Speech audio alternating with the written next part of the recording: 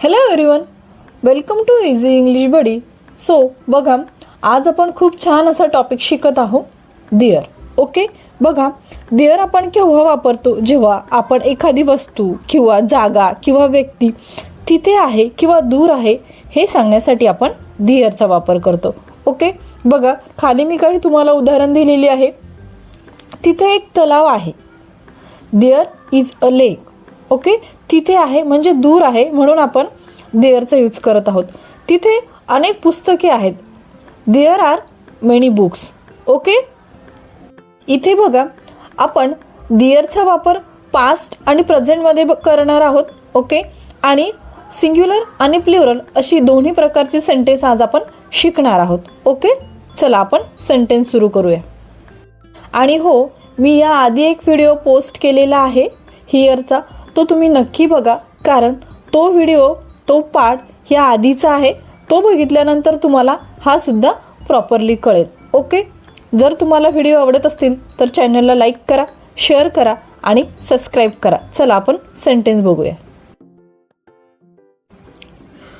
आपण सर्वप्रथम सिंग्युलरचे सेंटेन्स बघूया, प्रेझेंटमधले. ओके, बघा, तिथे हॉटेल आहे. There is a hotel. बघा, जेव्हा आपली एकच वस्तू असते तेव्हा आपण इजचा यूज करत आहे. तिथे हॉटेल आहे. There is a hotel. Next बघा, तिथे शाळा आहे. There is a school. There is a school. तिथे बस स्टॉप आहे. There is a bus stop. There is a bus stop. तिथे दुकान आहे. There is a shop. Okay, बघा, इथे आपण इजचा वापर का केला? कारण आपण एकाच वस्तूबद्दल बोलतो आहे म्हणून. ओके, चला समोर बघूया.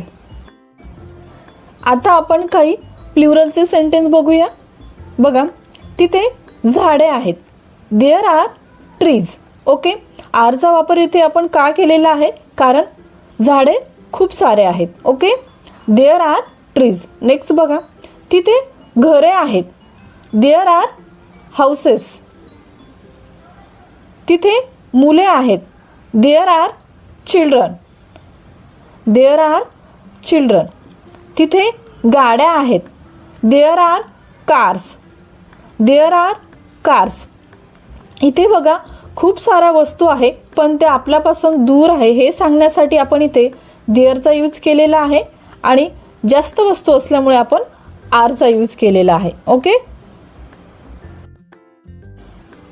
नेक्स्ट बघा, आपण आता काही पाचचे सेंटेन्स बघणार आहोत आणि सिंग्युलर सेंटेन्स बघणार आहोत. ओके, बघा, तिथे एक शाळा होती. There was a school. There was a school. बघा, तिथे एक शाळा होती. ती आत्ता नाही आहे, पूर्वी होती. म्हणजे आपण वॉजचा यूज का केलेला आहे? कारण एकच शाळेबद्दल बोलत आहोत म्हणून there was a school.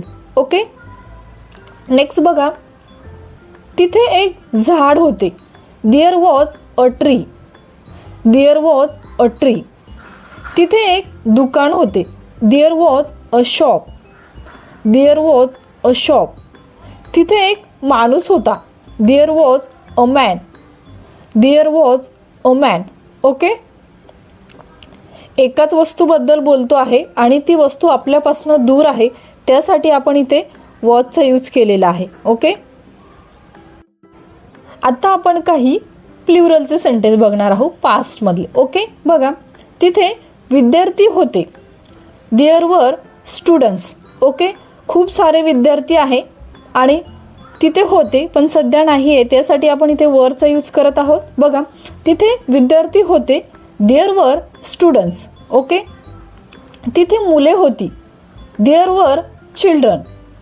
There were children. Next बघा, तिथे गाड्या होत्या. There were cars. There were cars. तिथे पक्षी होते.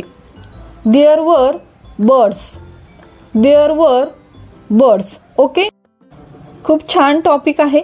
बघा, मी तुम्हाला इथं छोटे छोटे सेंटेन्स दिलेले आहे. तुम्ही प्रॅक्टिस करा, रीड करा आणि ही जी काही सेंटेन्स आहे ती लाऊडली बोला. ओके, इथे मी तुम्हाला देअर आणि हिअर असे दोन्ही टॉपिकवर तुम्हाला सेंटेन्स दिलेली आहे.